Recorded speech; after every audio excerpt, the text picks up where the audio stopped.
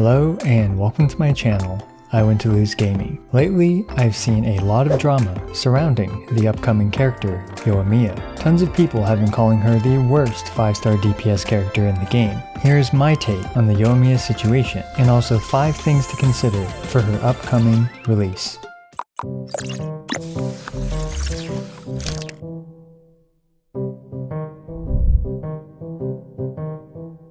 Before diving into the points I want to make in this video, if you are a waifu over meta player and you just like Yoimiya, you're gonna pull for her regardless. Ayaka, who's that? Kokomi, who cares about Aqua from Konosuba? You're gonna pull Yoimiya and nothing can stop you, not even Raiden Shogun's Eternity. But for those that are more on the fence about Yoimiya, or are just interested in a discussion on this topic, then this is the video for you. Also, it goes without saying, but please take everything in this video with a giant pile of salt. Yoimiya has not been released yet, and this is just my analysis of her prior to her release. Let's start off with the expectations that have been set for Yoimiya. Yoimiya comes after the release of other meta-defining DPS characters like Ganyu, Xiao, Hu Tao, Eula, and Ayaka, all of which are absolutely monstrous DPS characters, each excelling in different situations over the others. Ever since Ganyu, 5-star DPS character expectations have been sky high. Prior to Ganyu's release, many people kept calling Ganyu Cryo Amber and how she's just a support character. But much to their chagrin, Ganyu instead completely redefined what is expected from DPS characters, eclipsing the performance of every single character before her. Ever since 6 months ago, Ganyu is still, to this day, heralded as the best DPS character in the game. So what does Ganyu have to do with Yoimiya? Well, new 5-star featured DPS characters have always been compared to Ganyu. Now, they don't necessarily have to be as good as Ganyu, but at least they need to be in the same ballpark in order to deserve your hard-earned Primogems. Ever since Ganyu's release, Xiao, Hu Tao, Eula, and Ayaka have all carved out their own niches, and this in itself is one issue with Yoimiya. Yoimiya has huge shoes to fill and sky-high expectations when compared to all of her predecessors. Now, I'm not going to go over all the details of her kit, because you're probably familiar with it.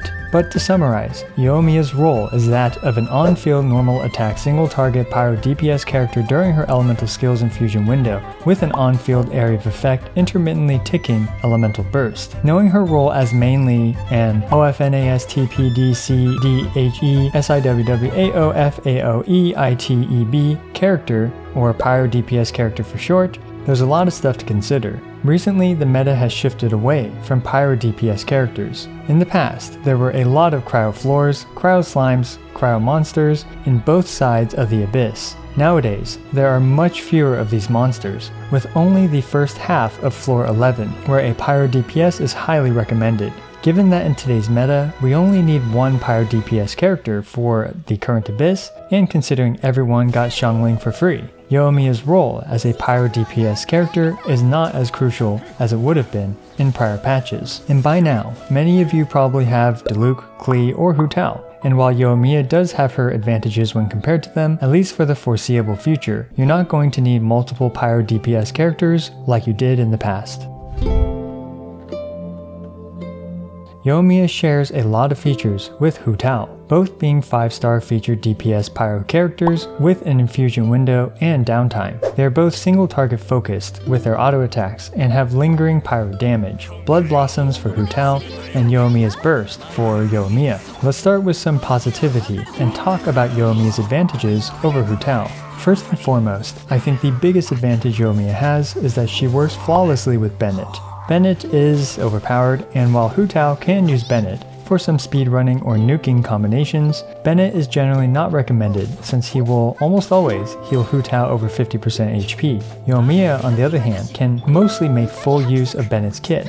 The added bonus of being ranged also means that Yoimiya has more flexibility to stay in Bennett's circle. The next advantage that Yoimiya has over Hu Tao is that she is fully Venti compatible. Although Venti is a very seasonal character that is dependent on monster composition, being compatible with Venti is never seen as a negative. Yoimiya's Burst will make short work of things trapped inside of Venti's tornado, and Yoimiya's autos can hit anything trapped in the tornado as well. Hu Tao can hit things in Venti's tornado with her burst, but it can be awkward and it's also only a single attack. More off-field presence. Hu Tao's Blood Blossom is honestly largely unnoticeable. It's both single target and takes 4 seconds to trigger. While the damage it does isn't too shabby, it's rarely considered. Yoimiya's burst will linger in comparison and continue to do damage to enemies, even while she is off field. Even though Yoimiya's burst has ICD issues, doesn't appear to snapshot, and does not have the largest AoE, it will be up to us, the players, to draw out the potential of this unique, sticky, off-field pyro damage burst. Now, unlike Hu Tao, Yoimiya also does not have the ramp-up time issues in the first chamber of an abyss floor. Hu Tao's damage really takes a nosedive if she is over 50% HP, so either you have to use her E twice, or somehow intentionally take damage. Either one of those leads to wasted time. Yoimiya, on the other hand, can start doing her thing immediately, right when the floor starts. Now, after all that, let's talk about Hu Tao's advantages. It can really just be summarized very simply. Hu Tao just does more damage, and for a DPS character that is generally considered more valuable. Also, Hu Tao has one of the best one-shot potentials in the entire game, by using her burst. Finally, Hu Tao can also vape all of her damage with Xingqiu. Yoimiya's pyro ICDs are a bit of a mess, and it appears to be impractical and nearly impossible for her to vape or melt the majority of her damage. Now let's dive into some theory crafting. In my opinion, from initial theory crafting, I believe Yoimiya's DPS will be usable. I find it hyperbolic to say that she's the worst 5-star character in the game, or even honestly the worst 5-star DPS character in the game, when Diluc and Keqing exist. Now, this chart is very simplified and is only considering each of these characters' DPS under the following circumstances. All characters are assumed to be level 90, Constellation 0 with level 9 talents. All characters have a Refinement 1 signature weapon, the Thundering Pulse for Yoimiya, Staff of Homa for Hu Tao, and Amos Bow for Ganyu. All characters are using the Shimenawa's Reminiscence for maximum basic attack damage, and none of the characters are using their bursts. Yoimiya is mostly single target damage focused, similar to Hu Tao, and Hu Tao will probably do 35% more raw pyro single target DPS than Yoimiya. However, given that Hu Tao can easily vape all of her attacks, we should also calculate vape damage. Meanwhile, Yoimiya can easily use Bennett, unlike Hu Tao. Unfortunately,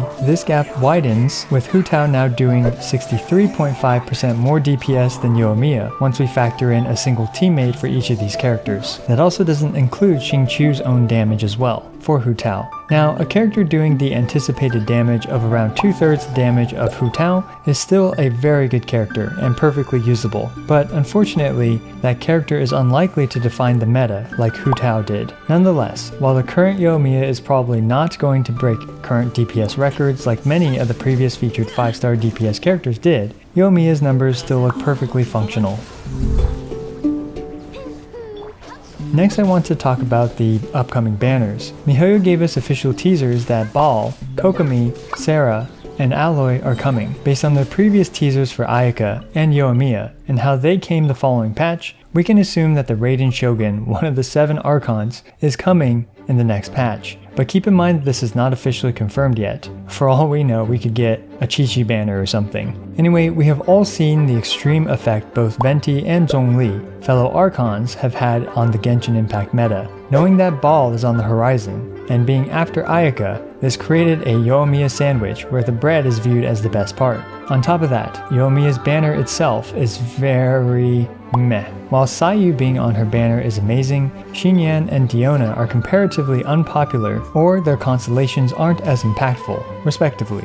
Diona was given for free, and although her Constellation 6 is nice, it is far from being necessary. Diona is still a great and perfectly functioning character at Constellation 0. Xinyan is unfortunately the most neglected and unpopular character in the game. Although her Constellation 6 helps her become a main DPS, Xinyan suffers from split scaling, and most people don't use her.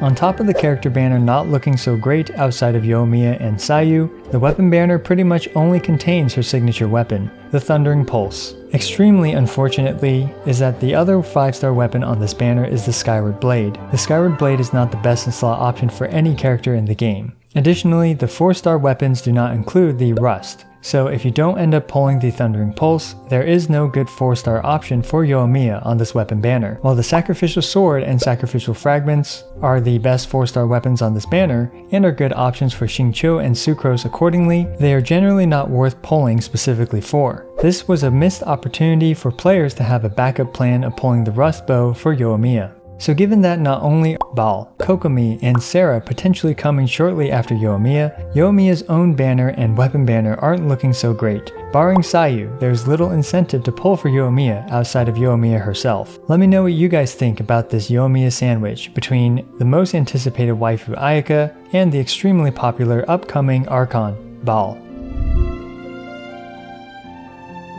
So there you go, just a few things to consider for Yoimiya's upcoming release. I'm personally still very excited for her and plan to showcase her at Constellation Zero with the Rust, so be sure to smash that subscribe button so you don't miss out. I believe Yoimiya will still be a perfectly functional and decent Pyro DPS character, but she has extremely high expectations to fill, and when compared to a character like Hu Tao, it's unlikely that Yoimiya will be able to outdamage Hu Tao. Anyway, let me know what you think about Yoimiya's upcoming release. Let me know if you think Yoimiya will be the worst 5-star character in the game. As always, I appreciate every single one of you. This is I Want to Lose, signing out.